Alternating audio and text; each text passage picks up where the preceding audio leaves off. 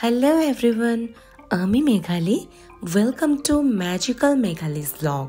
I hope সবাই খুব ভালো আছো, আমিও খুব ভালো আছি। এভরিডের মতো আমি সকাল শুরু করি অনেকটা জল পান করে।